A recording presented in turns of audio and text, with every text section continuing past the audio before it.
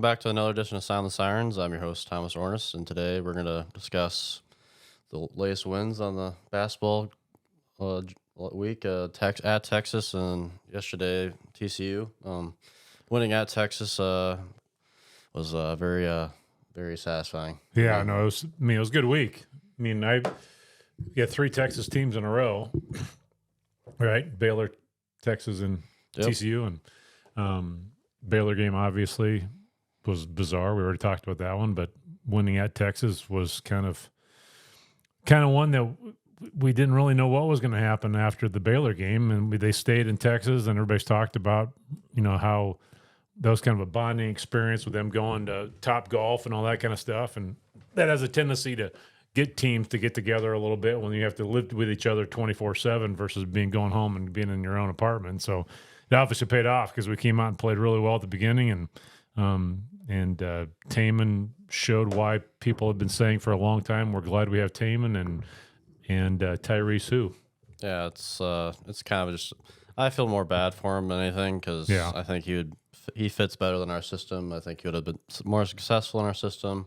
He's not gotten any better, but yeah, it's just. I mean, he's can't. Yeah, obviously there's a lot of takeaways with that game and us making free throws and going 50% from 3, and starting the game out just punching him right in the mouth. That's exactly what the TJ teams can do on the road. That's the recipe for success, through our lifetime and on road games like that. Just come out with a big lead and didn't let go. And man, Jackson Pavletsky's come in and just given us exactly what we need him to give us. He comes in, as we've been talking about on the latest podcast, just start shooting threes, and he's been making plays there and there. And man, he's been perfect. I agree with you 1,000%. I mean, I've said Jackson's one of my favorite guys from day one, and he proved it again even yesterday. I mean, Taman got in foul trouble, and Jackson came in and hit a 3 and gave us some great minutes. Jackson's probably his only downfall is the way he's built. I mean, he's just not very big. I mean, he's a kind of a slight built guard. And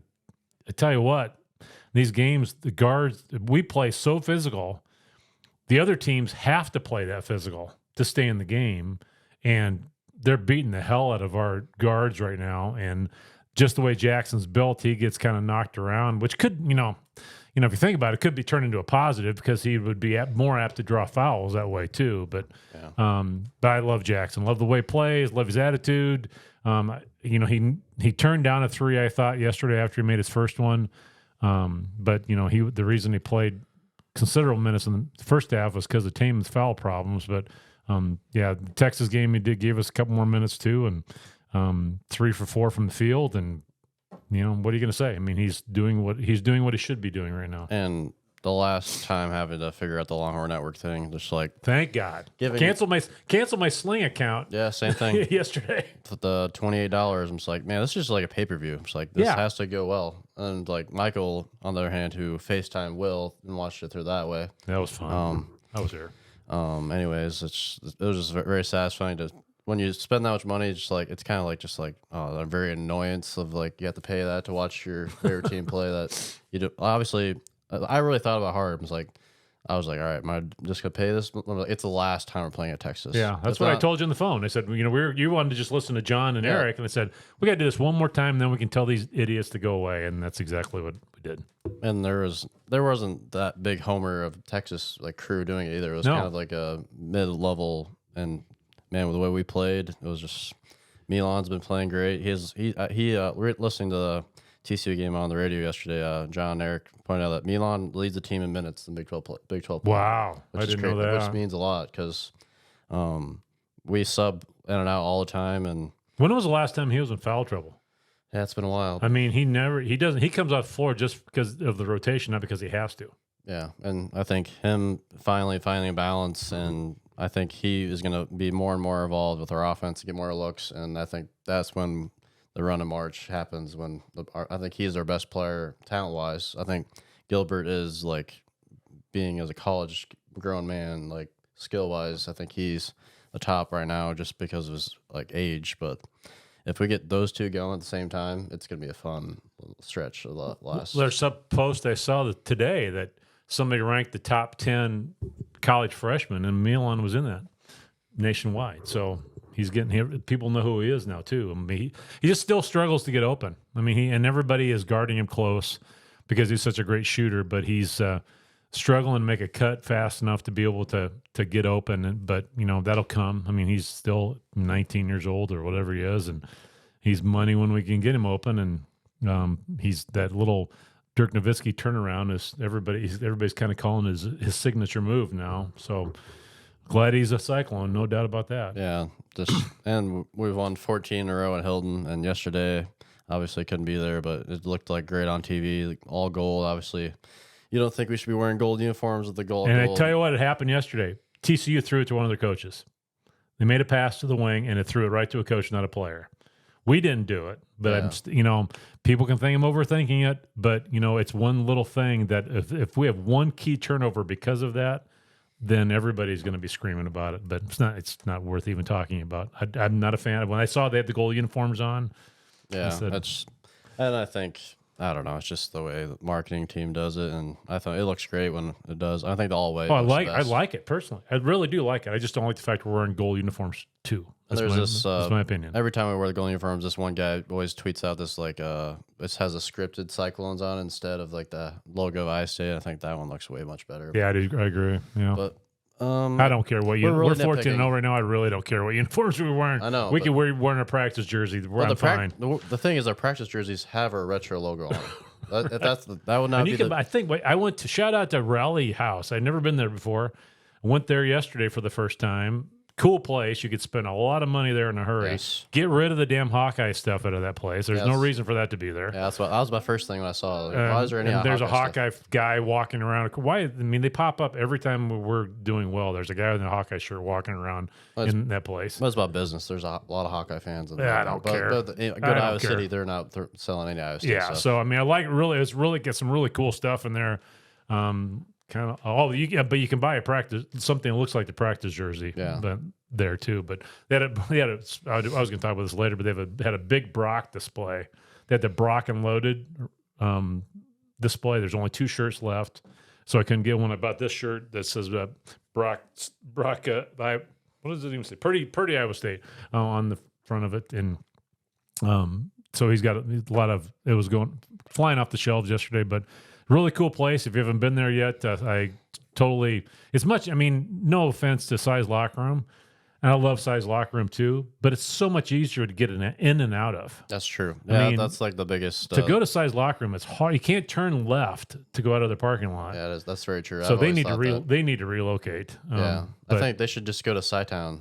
And maybe they are. Who knows? Yeah, like have a huge thing in Cytown, and that'd be perfect because it reminds me of I went to a Notre Dame game way back in the day, and they have 2-level story of it's a bookstore, but it's mostly just apparel and just I think we'll have something similar like that, and because that'll be a money making machine when that thing's there. Well, your mom and I when we were walking to the game yesterday, we're talking about Cytown and just saying how fun is it going to be that on a day like yesterday, it was a beautiful day. It was in the 30s, but it was sunny. Gorgeous day. Because we went to another place to shout out. We went to the cafe in the north side of Ames. Fantastic place to eat. If you've never been there, highly recommend it. Great breakfast. They'll get you a beer at 9 o'clock in the morning. Somebody told me. I don't know who told me that, but anyway, it's a great place to eat before the game. But if there's a place like that in Cytown, and you can just you can stay there till 45 minutes before tip off and go there. I mean, that's going to be the cool part of Cytown when it's all said and done. But it was a great day. Yeah, going back, it was just you were at the game, so it was the atmosphere. Was it kind of up and down? Just rewatching on the TV, it was just kind of there was long stretches where it was quiet. I don't want to be critical. I mean, I remember the good old days, and everybody, when you think of the good old days, always remembers it better than it actually was. Yeah. But that was pre, ESPN Plus, where you get to see all the games, and a lot of times the only times you could see Iowa State is if you went there live. But it was, it's hard to get excited about playing TCU. I'm not going to lie. I mean, they're not top 10. They're, it's just, it's not. I don't know. I mean, there was several seats empty in different spots. If you looked on StubHub, you could have still got a seat. Paid a considerable amount of money for it, but still could have got a seat. But it was full enough. All the seats were sold. But we're fighting state wrestling. I mean, there was district wrestling yesterday. A lot of people were busy with other things. But I'm not going to criticize the crowd. The crowd, when they needed us, we got up and kept going. Had tried to do Juicy Wiggle twice yesterday, which I'm not sure I've ever seen that before. That happened in the Houston game. They did it twice. Okay, so it's not unprecedented. I don't know. I can't really figure out if it's like a celebratory, like Sweet Caroline's a celebratory song. So like we're putting Juicy Wiggle, which. Swag and Surfing is also another one they're trying to do, which I think that's awesome. But they never do it. They never do it long enough. I know, so I think that's my biggest criticism, and they just need to play the whole song, just let it run, because like Juicy Wiggle, it started the Brock Purdy West Virginia game was like the first thing that started, and it was like in between third quarter and the fourth quarter or something like that, and we all put our phones out, and we haven't really looked back since, because whenever that song plays, you look around, it's the old ladies. Everyone is up just doing it, the dance, and it's. I haven't tried it yet. I'm not going to try it in front of anybody that I know. Yeah, there's part of my brain was like, I'm kind of sick of it, and I'm just like, everyone's just so happy and just brings us all up together. But my thing is, we need to figure out how to lean that into a different song that gets us pumped up before like the players come out, because like whenever the song ends, then like the energy drops, and you will get back in your seat like, oh, I just got done dancing, and that's like the biggest thing in my thing is just like. It's a strategic thing when the coaches call timeout, it's just to quiet the crowd because it's going nuts because they know the people are not going to get nuts for like 4 straight minutes. It's very rare. Like Fred's last game against Oklahoma was like the last time where like everyone stood up like the whole second half. Yeah, which we haven't really had that lately, but it's really hard to sustain that energy for long periods of time. And I think as fans, we think it's easier to make a fix. Maybe if I had the aux, I could just make a run, but I think it's a lot harder than you think, because you have to manage it with the band. You have to orchestrate it with the band, because the band, it's not just like if it was just if the band wasn't there at all, which I'm not. We need the band there, right? I think the band should play more. Yeah, and to be honest with you, just like the orchestration between those two, I think that's way harder, especially in Hilton. Like that's why like the Kansas State cheating thing is just the dumbest thing ever, because like try to send a text in Hilton. Yeah, you can't. No, just to get on. I'm Twitter. On that. I was sitting in your seats yesterday, so I'm, almost sitting on the roof, and I couldn't get a signal. Yeah, I think it's a great thing, because no one it's a place where just go and not be on your phone. Yeah. Obviously, there's other reasons, or like you get text, like emergency text, but like they have so many interactive things though nowadays. They're trying to use the technology with the trivia contest that they do, which I couldn't get that to load. Yeah. And Louis was sitting next to me, and I was kind of helping him did this whole serial thing, and he got 4 to 5 or whatever. And then they have the thing that I like the most of the technology though is that little QR code that's on your seat. Yeah. You can get live stats, because in the stats on the border around the light thing, whatever they call it, the halo part of Hilton, it's hard to see some of them. And so you can see what we're shooting from the free throw line. You can see how many turnovers we have. You can see whether they're going to out-rebound it or not. There was that stretch where TCU was killing us on the boards. And so you could see it live there to see kind of, his perception of reality as you're watching the game. So I like that part of it. But, the one thing, this is a nitpicking thing, and people are probably going to get sick of me sounding like an old man when I say this, but I really like our new announcer.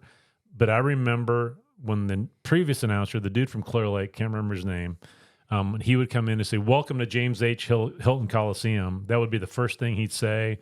And now this guy's saying, "Let the magic begin." It's a little cringy. Yeah, but I'm not going to lie. It's a little. Like, if you go back and listen to the guy before, that guy was there for 50 or 40. Oh, yeah. Well, if you go as just like there's like footage on YouTube now, like he wasn't always like that great. It took him a long time to get like. I think this guy has potential. Obviously, him doing football and basketball, and obviously it just came at a rough time because the guy we were talking about before from Clear Lake, his last game was the last year was COVID year, which is just a travesty. That's true. Yeah, it's a travesty because it was the worst. We win 0 Big 12 wins. I wish we could have had him one more year. To obviously the Isaiah Brockington year would have been great with him to have, but I think the new guy, he's doing a great job. No, get me wrong. I'm not. That's just a personal preference. Nobody really cares. But I just like that when when they called it, they blew the horn, everybody came in, and they'd say, "Welcome to James H. Hilton Coliseum." The other thing too is, and I don't know why they're not doing it. I don't like the fact that players aren't out there during the national anthem. Yeah. I mean, they used to blow the horn, and all the players would come in, and all the players would stand there, and then they do the national anthem. Now they're doing it. I know. I'm sure I know why. We don't need to discuss it. But I like the fact that they were all there. I think we're beyond that now, to be honest with you. But I liked it when they blew the horn, then they did the national anthem, then they did the starting lineups. The whole point of the national anthem. It seemed a lot more continuity to it. Two teams going against each other, we come as one right before we go to battle. Yeah, like, that's exactly. the whole thing. But now, obviously, well, I remember when Bobby Knight was there, and he just coached the USA Olympic team, and everybody gave him a standing ovation. Then we did the national anthem right after that. I mean, it was a really cool moment. We know why it changed, and that team's playing today, and hopefully Purdy brings the Super Bowl. Yeah, like the other guy couldn't. But well, we're going to talk about that eventually. Let's finish the TCU game, whatever you. Yeah, and I just rewatching the highlights because I didn't get to watch it live on TV the first time. Curtis Jones, he just hit perfect shots at the perfect time. Like the last two games, honestly, like the last couple weeks, he's been money. He's been exactly what, watching his highlights coming into the season, it's like. He's done exactly what those highlights are we were missing last year. And what they said he did in the summer. They said he was our best knockdown shooter in the summer, and he's turning into that. And he's not just making step hands. He's missing pump fake, dribble, three. That pump fake is so that tells you that everybody thinks he's a shooter. When he can do that pump fake and get them to jump and fly by, that means on the scouting report they're telling them they need to run him off the 3-point line. He's really doing it. He does it so slow. He does it textbook when he does that pump fake. He does it slow. He lets him fly by, then does his little gather dribble and shoots it. I mean, yeah, he's playing really well right now. It was coming to the year. TJ was comparing him to Tyrus, and obviously we have huge ties to Tyrus, and just man, but he's slowly getting to that. I'm like, man, he can do he has a great ball handler. His defensive, he's so good on defense. Well, all of our guards are good on defense. Go down the list: Jackson, Taman. Who's the worst? Bob Jones is guarding guys out of 25 feet away from the basket. And Ward can guard any guard. It's just we're so used to it, and I don't even know who our worst defender is. Obviously, Milan struggles. That's a really good question. But Milan's really turned around too. And if we're so good on defense, it should be a huge drop off of the worst guy. But we really don't have one. I don't think we do. I mean, you might be able to say Milan, but Milan is playing really well on defense.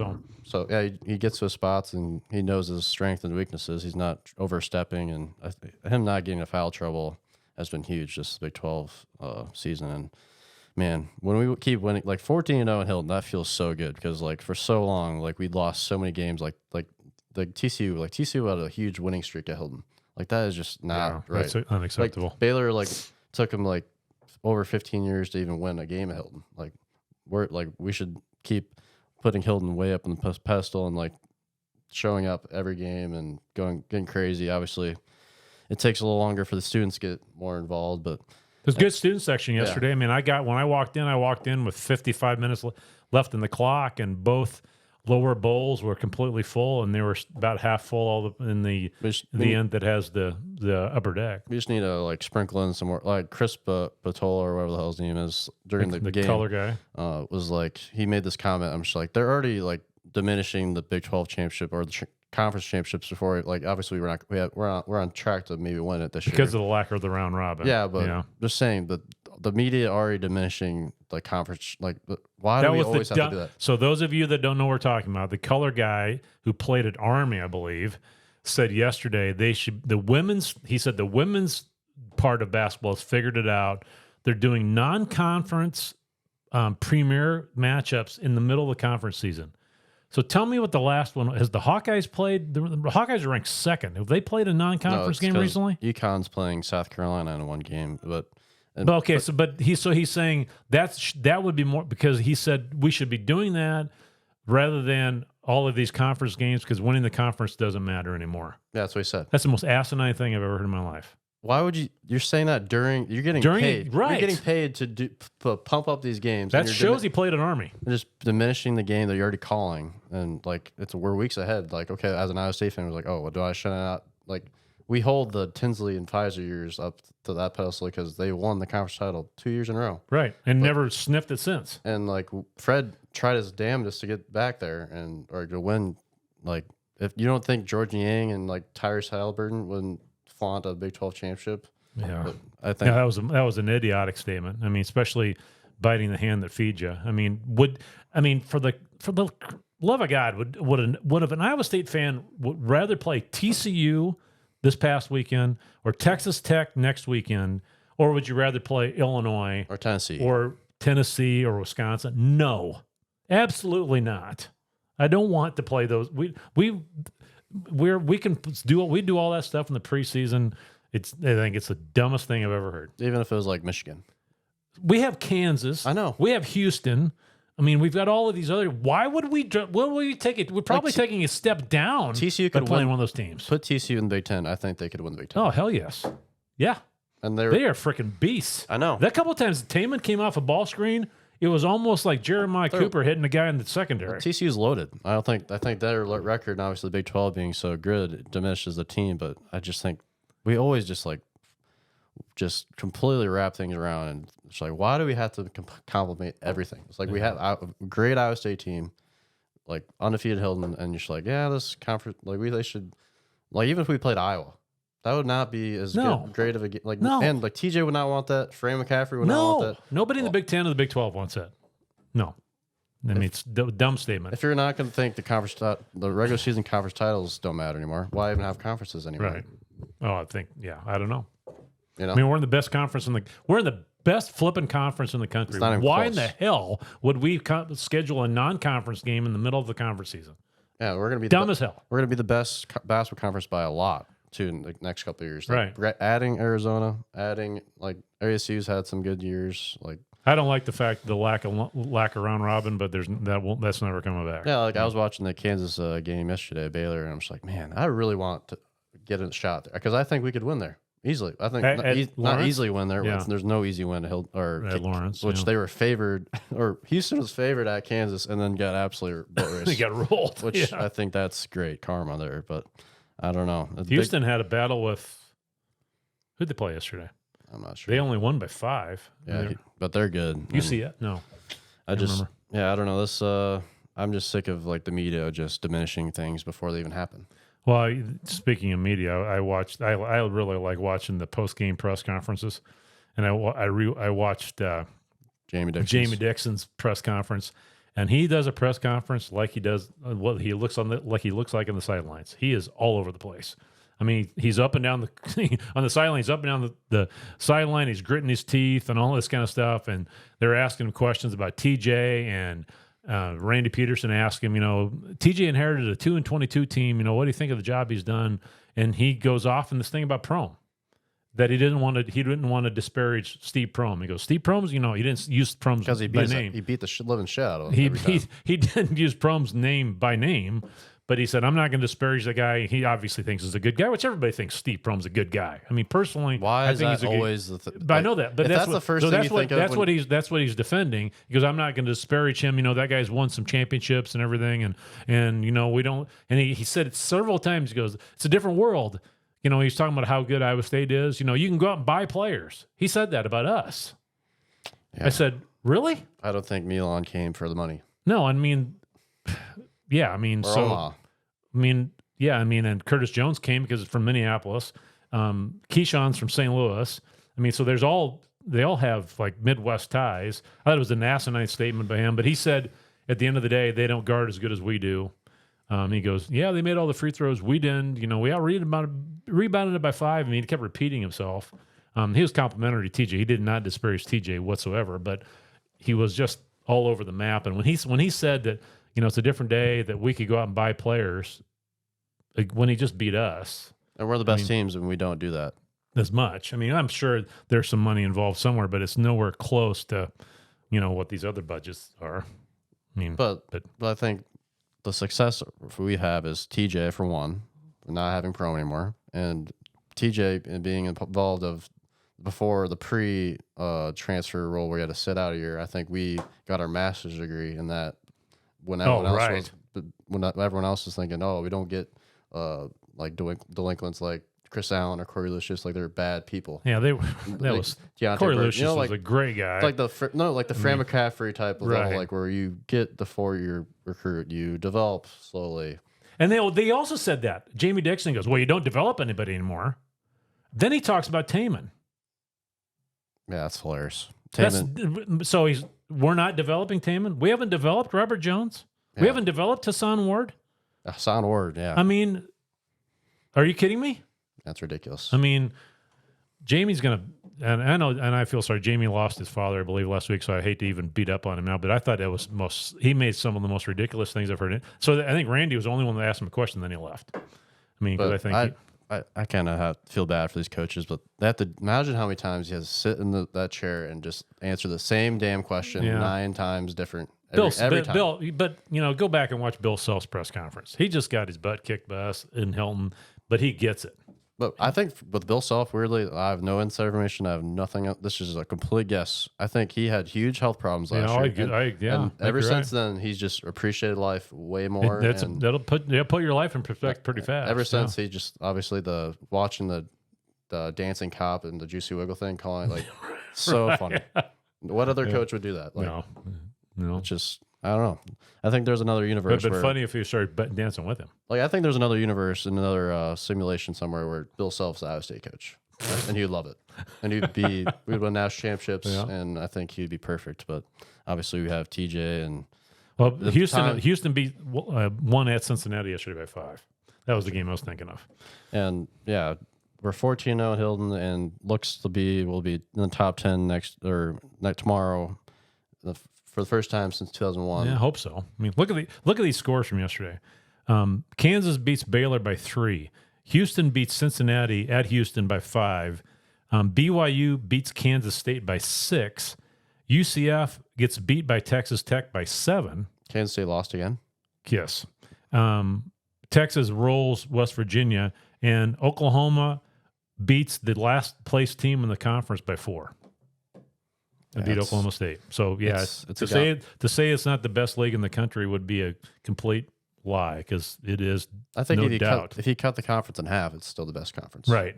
Which I think that's why I think they were so sick of, and I think we don't get the media like the tension. Like imagine like the SEC when they're the best conference, they get so right. Like obviously they talk about how Big 12 is good, but they always like poke holes in it and try to make us like, But obviously March can put us on a pedestal if we can somehow make a Final Four or make a run. I think this team is finally the one where we have veteran guards, veteran posts, like grown-ass men who aren't emotional and been through the trenches.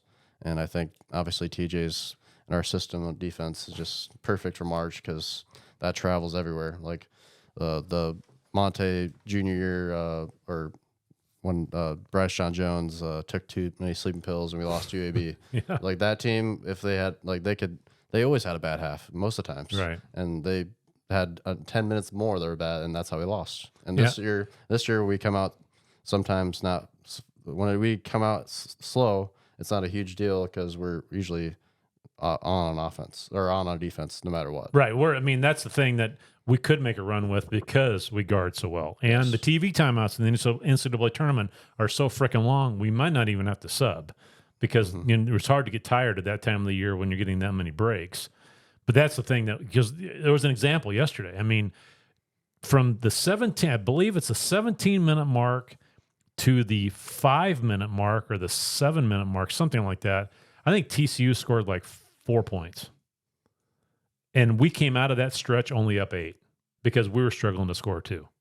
And TCU got their points mostly from the free throw line because they started driving on us. That's where we get in trouble, is when we hit these offensive lulls where we're having trouble scoring, but really struggling on the half court sometimes. We like at the end of the first half, we held the ball for a last second shot, and it was basically Keyshawn trying to get by his guy, and he couldn't. He jacked up a 3. I'm hoping we've got something in the, we're holding back as far as special plays to get us a shot towards the end, because right now, and I hate to be critical because we're playing so well right now, but our out of bounds plays consist of throwing the ball over the top to our guard. And if we get against longer guards, that's going to be a problem because every time, except for one, we had an alley-oop to Hassan that worked perfectly yesterday. That was a bad pass. But all of our out-of-bounds plays underneath are lobbing the ball to their point guard. And at the end of a half holding the shot, we're not getting many good looks right now either. So how much do you think that has to do with the multimedia, way more footage, way more managers? Oh, no. Like before, back then, you could draw up a play during practice, but now everyone knows everyone's plays at all times because the media back then there was not footage where I agree. Well, I do, but you know what I mean. It's way had, harder to draw plays back then than just in that aspect of the game because everyone knows because there's managers memorizing plays or. But at the end of the day, you have to be able to. You have to be able to. Yeah, but you have to. When your brother was a manager for Iowa State, they were going back and chopping up film of the opponent, and pulling out their plays, So obviously that technology has been around for a long time. But when I was coaching, I learned I never invented anything when I was coaching. I tried to steal stuff. Like I told you guys, I've worked at Roy Williams camp. I worked at Tom Davis's camp. I worked at UNI's camp. Went down and worked at Rick Pitino's camp, and one of those coaches, someone who was Dick Bennett at UWGB, said you have to have a have-to play, where if you're in a scoring lull, you need a bucket. You have something that is going to work to get you a good shot. And then you also need to have one that's going to get a couple of plays in your bag that you only run at the end of a game or at the end of a half. I'm not going to I love Nate Schmidt to death. I think he's doing a fantastic job. That's just me probably overly analyzing things that, TCU got the ball under the basket a few times on an out-of-bounds play underneath, I think. And obviously that's coming straight from Jamie Dixon. But that's one thing that I think would really elevate our game a little more is figuring out a way to we had one out-of-bounds play that we ran because we have the ball where Milan takes the ball out of bounds. We lob it over to the guard, which ends up getting the ball about 25 feet from the basket. And then we ran Milan up the lane to a curl at the free throw line, and he got a good look. I just wish we get something that maybe it's because we're not tall enough. I don't know.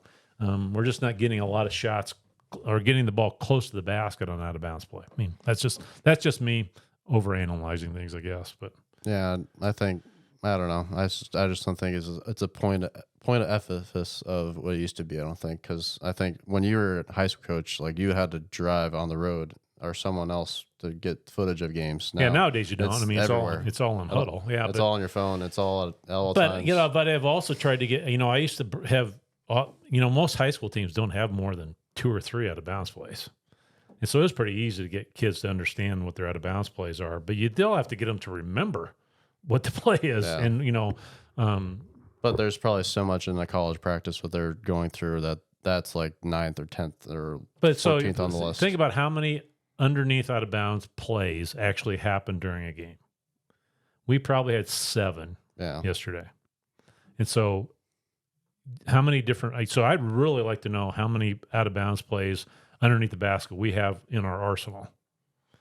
Because I don't remember the last time we got an open 3 off of one. I definitely don't remember the last time we got a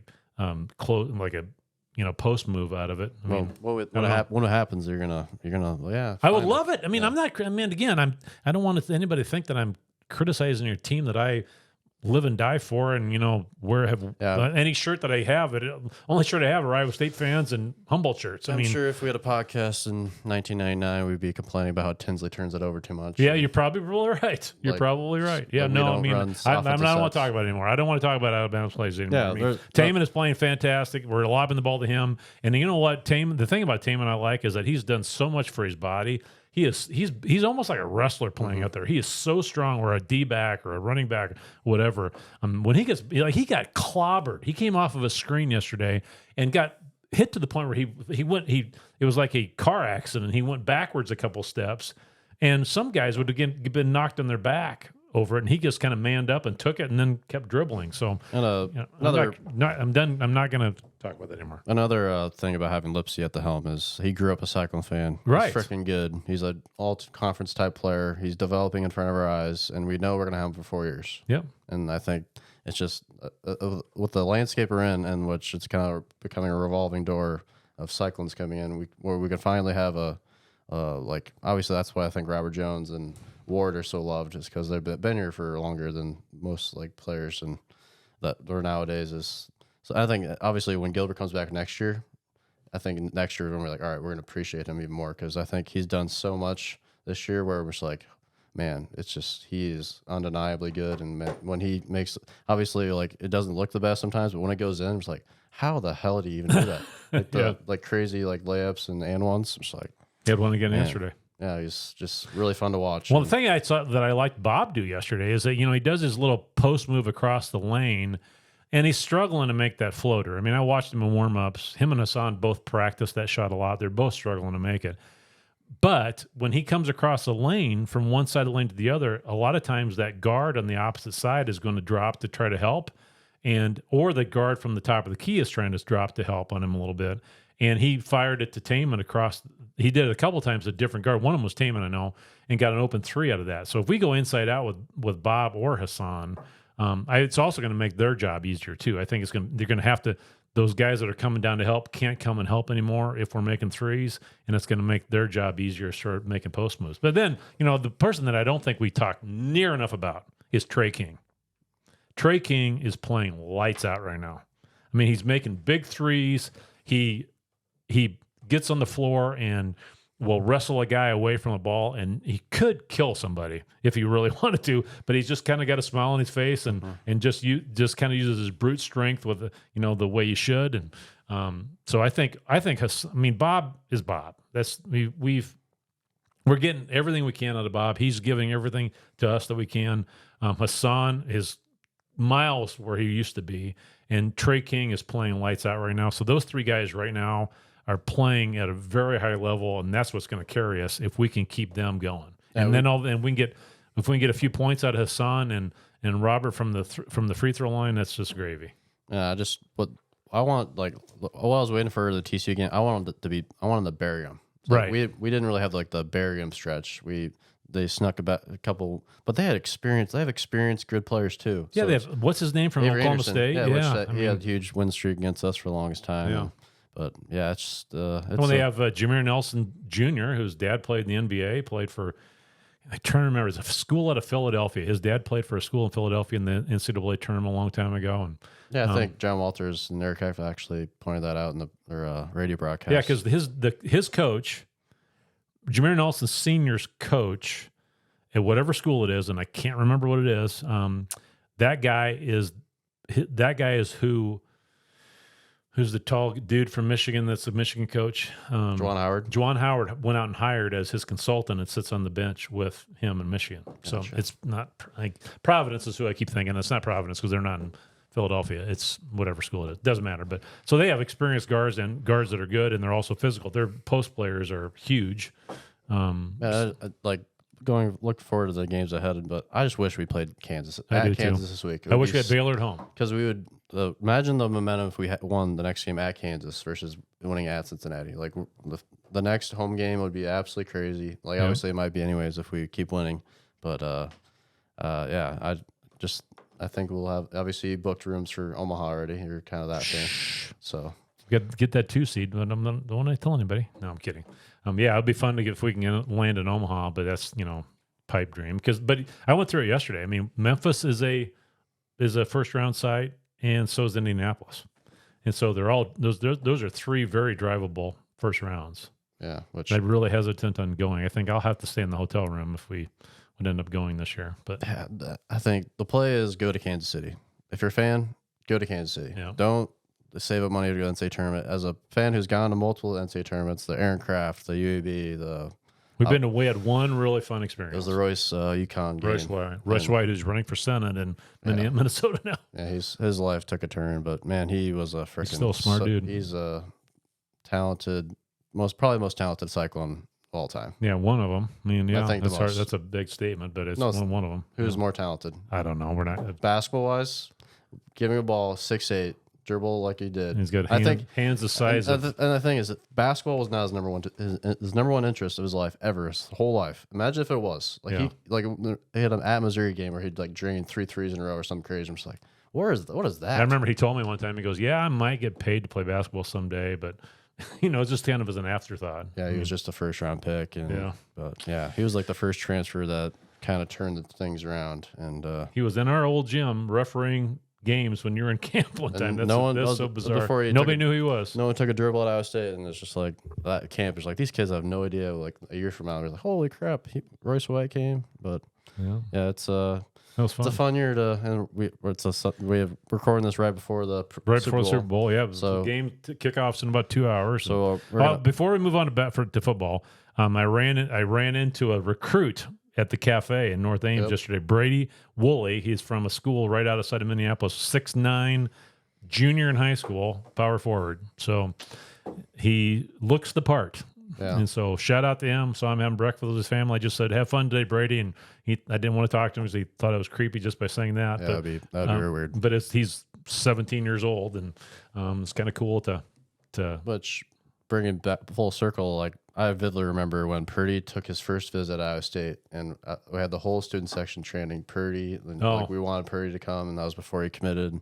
And man, like it was cool yesterday when they played the Toyota commercial, and the whole place went crazy. Yeah, I bet. And like ever since then, it's been like a movie, honestly. Just like watching it. He played every snap at Iowa State, didn't get hurt, like to where he had to sit out. And man, he's been a storybook ending of if we could win a Super Bowl today. Even if he doesn't win today, I know if he just plays well, right? Exactly. So it's like me watching one of you guys play when you were younger. Just wanted to have a good game, but I honestly don't think it's going to come down to him. The San Francisco run defense has got to be better than it has been. It was brutal. Pacheco will torch them if they can't get down 28-7. And if the Lions simply just give David the ball way more, I think we're not talking about Purdy. We're talking about Dave Montgomery and the Lions today, which was kind of a weird thing when we're watching the game. It's like, man, David's playing freaking good. But I'm just like, I'm back in my mind, like, man, I kind of want Purdy in the Super Bowl. Yeah, I didn't care. I was cheering for both of them. I love David. I mean, because David's just like, man, he's done equally, or not equally, but like he's done a lot for Iowa State. Like he started, like he was the mentality of we're changing things here. Like he came as a true freshman. Right. He's like, we're changing this, and him and Jaquan Bailey and Brian Peavy and all of them changed. Speaking of which, Peavy's from Texas. We had him on the podcast a while back. There was a Peavy playing for TCU yesterday. The question popped in my head is that a connection with him somehow. No idea. No idea either. Yeah, it's gonna be maybe a fun day. We're gonna pause this, and you guys will have a live reaction of we'll put on the same episode. So we'll come back after the game, and win or lose, we'll come on for a few minutes and just talk about the game. And we're not going to talk about the commercials or Taylor Swift or any of that crap. I'm sure there's going to be way too much of that today. Yeah, and then the Usher. Everybody's picking the Chiefs. I mean, it's in Vegas. Like it's a whole like, man. If it wasn't like $8,000 a ticket, man, I would be there. Vegas. I mean, so your little brother's buddy was out in Vegas yesterday, seeing Bert Kreischer and Tom Segura, the comedians who are going to be at the game today, and he's in the MGM Grand Casino, and he runs into Post Malone. Yeah, that's Hunter Derry. The kid played football here at Humboldt last year. He runs into Post Malone and talks to him and records it on his Snapchat. And man, I'm just looking at this. I mean, Post Malone looks like just a really normal dude, and he's singing the pregame thing today. So it was a bizarre moment. He's as normal as an average guy who has tattoos. Hunter's trying to get him to bet 5,000 on the game today, and I'm not sure even Post Malone knew who was playing. But yeah, he's Post Malone. Great artist, and that would be crazy just running into him and like talking to him. That'd be so random. Yeah, I mean, I ran into Howie Mandel, the MGM Grand one time. It was I remember that as a little kid because we would watch Deal or No Deal all the time. Yeah. Like, you saw Howie Mandel? Yeah, it's like, did you touch him? Because like obviously he was standing in line to check in like everybody else. Because he was a huge germaphobe, and like now it's just like he's not that huge a germaphobe. It's like way overplayed. Right. It's just hilarious. But yeah, we'll be back at the end of the game and. See what happens. Great week of Cyclone basketball, and it's just, man, when you're in the thick of like good Iowa State basketball and the conference, the best conference in the league in the whole nation, and with TCU next Saturday, 11:00 tip. Where? Texas Tech. Sorry, Texas Tech. Play Texas Tech next Saturday. Had a Biden moment there for a second. Had Texas Tech next Saturday's 11:00 tip. Right, you can get on the list. Yeah, that's another story. That's really early for a college basketball game. Yeah, that is really early. It's hard to get students up and get gratty, but it's we could be be playing to win the conference title, which no matter what Chris Pistola says, we're going to be freaking jacked if we win a big conference title. Right. Like Iowa State would be jacked if we win a conference title. Oh. Absolutely jacked. No, right. I mean, Larry Eustace said it's much harder to win a regular season conference title than it is anything else. And he's right, because you have to win so many games. You have to go to somebody else's floor and win. Winning at Texas and at TCU, huge wins. Right. Like obviously we grew up when we would not win any road games. But now we're kind of used to it. So who tweeted yesterday they had the statistics of when Johnny was coaching and what we were at home and versus on the road? It was bad. We averaged 94 points a game at home. And then like 60 or something. Like 60 something on the road. Yeah. Yeah, but anyways, well, as we said, we'll come back and give you guys a reaction and go Cyclones. All right. Instant reaction of the Super Bowl. Heartbreak City. It was, man, so close. What a game. I mean, no, it was well worth the tolerating all of the commercials and Taylor Swift and all that crap. I mean, it was a hell of a game. It was kind of a slow, I mean, the whole game was a slow, there was so many injuries, so many stoppages of play, but Purdy never like scrambled or anything. There's so many times where he could have thrown a pick, or the one where it just happened. Just got done. I mean, literally the post-game show just started downstairs. So like when there was one point where he got rushed and they blitzed the guy and then he got the ball batted and it wasn't another. I mean, he's gotten the ball batted a lot of times this year, but he didn't. I mean, he didn't make the one big mistake. Right, like we were saying, before the game, we're just hoping he wouldn't, make the big mistake that would everybody be talking about him being bad. But he finished the game for 23 for 38 for 255 yards, touchdown and no picks. I mean, and that Chris McCaffrey fumble was just the very beginning of the game. Yeah, you don't even forget about that. Yeah, like that was so far. And then the missed extra point was kind of very deflating. It finally got to the end zone. Jennings had a great play, blocked field goal, which was all on Moody, and he kind of been struggling all year. And it was kind of because man, the kickers, Kansas City, way better kicker than. Oh yeah, he's really good, fantastic, and you got to give it to the Chiefs. It's not like they're playing some random. They're playing a dynasty, and they have like the Mahomes and Andy Reid, the play calling. Man, that's hard. That's hard to beat, but it just kind of hurts because getting to the Super Bowl, it's so hard, and Debo got hurt, and Debo got hurt. Who else got hurt? That guard, one of the guards, linebacker got hurt. Running on the guard field, got hurt. Kittle, blew his Achilles just getting ready to run on the field. Kittle got hurt, came back though. I mean, Debo got hurt, he came back too. I mean, but that's the Super Bowl. I mean, that's the end of a long grind of a season. These guys have had the hell of it out of them all year, and I know they make way more money than anybody can even fathom. But they've also got the best medical staff you can probably imagine. But it's still human beings putting their life out there for entertainment. That's and the end of the day. Brock is still yet to lose a playoff game in regulation when he wasn't hurt. Yeah, which is insane. He went through a Super Bowl, and the Super Bowl rules are different. And I think Shanahan got stalled there when there's a lot of 3 and outs. But I think Shanahan should have switched it up. There's so many first and 10 plays where they just ran the ball and got 8 yards or 5 yards, and they just put the ball in the hands of Purdy where he was getting pressured and there's tip balls, and like you got to give it to Kansas City. Their defensive coordinator called a great game. It's hard to be hard on Brock, be hard on like the 49ers organization because they were that close again. They could have won. They're just flip a coin. Yeah, that's all it was. So 2 Big 12 quarterbacks in the biggest game in the world. I mean, the thing you and I were talking about during the game. I mean, we kept saying give the ball to McCaffrey. And McCaffrey finishes the game 22 carries for 80 yards, and Pacheco finishes the game with 18 carries for 59 yards. So, which I felt like that running back got way more touches than McCaffrey because McCaffrey's had so many long stretches where he didn't touch the ball at all. I just really wonder if McCaffrey was a little dinged up. I think he's been dinged up all year because he's just slowly than there, but he's just so good that he's that more elite than everyone else. That even him dinged up is pretty damn good. Same with Debo. He was hurt and then came in and he still had some good plays. And but then that we fumbled the ball on the punt, right? Yep, which backbreaker. And then the missed PAT and still almost won.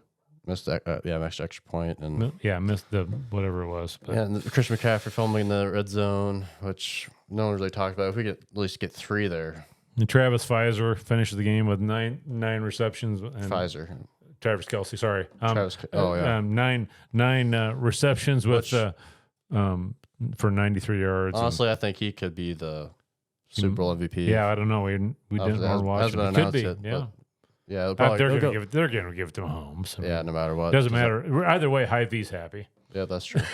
We're going to see a lot more Hy-Vee commercials. Yeah, hopefully they can, and State Farm commercials and whatever. Yeah, Hy-Vee got Mahomes and Caitlin Clark, and they got the whole Midwest. So if Hy-Vee doesn't step up and get Brock involved, I mean, seriously. Come on. That's perfect. It's the Iowa company. I mean, give me a break. Yeah, Mahomes, Purdy commercial. Yeah, that would be actually pretty sick. Yeah, kind of like the Larry Bird and Magic Johnson had that commercial. Yeah, exactly. The McDonald's one, or bet you for their fries or whatever. Yeah. No, it's fun. I mean, I was like everybody else. I was nervous that I didn't want Brock to have one of those games, but he is so mentally tough. It just had a great game. Handled all of the circus that goes along with the Super Bowl, and doesn't know me from anybody, but I'm so proud of him. So proud to be a Cyclone fan. So he just represented the whole team and the whole Cyclone Nation well that that's not over yet, because I think he can be back there. Yeah, he's so young. The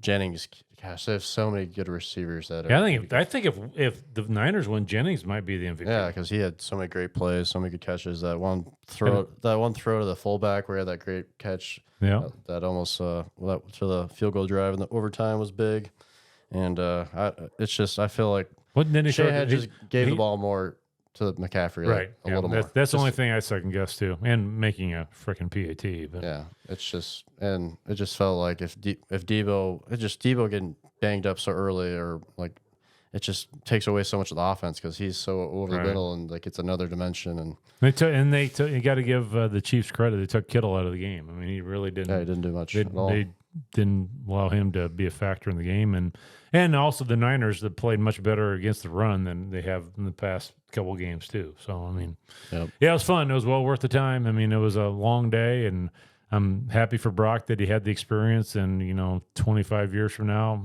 he's still gonna. Yeah. Even if he never gets to another one. I mean, everybody thinks that, you can automatically get to another one, but can't take that for granted. It's a grind to get there. And like, even if like he has a quote unquote down year for Purdy, which he really hasn't had that like since probably his sophomore year of high school, honestly, or something like that, that long.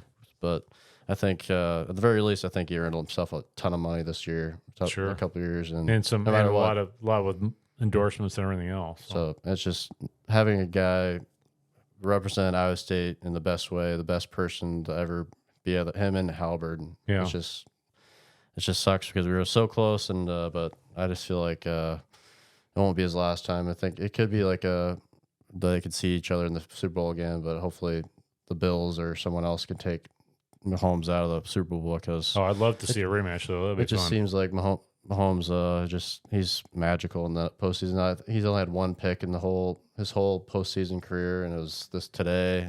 And I don't even think the 49ers capitalized on it. We got 3 and out right after that. It was kind of a backbreaker. Had way too many penalties. They had too many false starts. Yeah, and how can we get Purdy an offensive line in the big game but doesn't have a false start how many times were like we had a play on first down, it was like a pass play where it didn't work out, went negative yards or whatever, and then a false start. Yep. The Trent Williams had false start, and then got a false start. Then like that Hall of Fame left tackle. Yeah, Williams from Oklahoma. Yeah, but anyways, it was still fun. Doesn't matter. Fun. It was still most engaged I've been in a Super Bowl since I can't remember. Dallas Clark was playing. Dallas was probably playing. Can't remember. So it's a bummer. Great season. Brock made everybody proud. So and like he didn't freeze or hunker down. Like he just played cool and collected the entire game. Like he had some plays where he could have like snowballed them, where had a couple like bad, like when you're a quarterback, especially when you're a smaller quarterback in the NFL, like I feel like getting your ball batted down the line, that's got to be so like demoralizing, because like that was like the biggest thing going into the NFL that they were questioning. Obviously, like Drew Brees and there's Russell Wilson. There's been shorter quarterbacks, but I think Brock showed today that he can make quick, fast decisions. And like Debo dropped the ball. Like there's drop passes and just like and like the ball was there and we're one touchdown, but the Kansas City defense just batted the ball right away because they're that good. Yeah, it's the Super Bowl. Yeah. Everybody's playing at their highest level. And how many of the Chiefs went out and never came back in? I just hurt. I don't think I just watching that game. I can't see the pundits like the social media pundits like Cowherd and Nick Wright and like that can blame that on Brock Purdy. No, like, there's no way they can swing it. No. That was just Mahomes is so much better than Brock Purdy, which I like just watching that game. Like it's goes either way. So and it was obviously a moment that Brock gets to grow a little bit. The next time the nerves probably won't be. I don't think the nerves were there today, but it's going to be much more comfortable for him. I mean, that's Mahomes is how many Super Bowls he's been in. I mean, that experience, is a big thing. I mean, and it's legit that getting there and having to deal with that environment before helps, the whole week. So, yeah. And like, Purdy's been in so many pressure situations going back from the Iowa State days, like from when he was an 18-year-old going into Austin, Texas,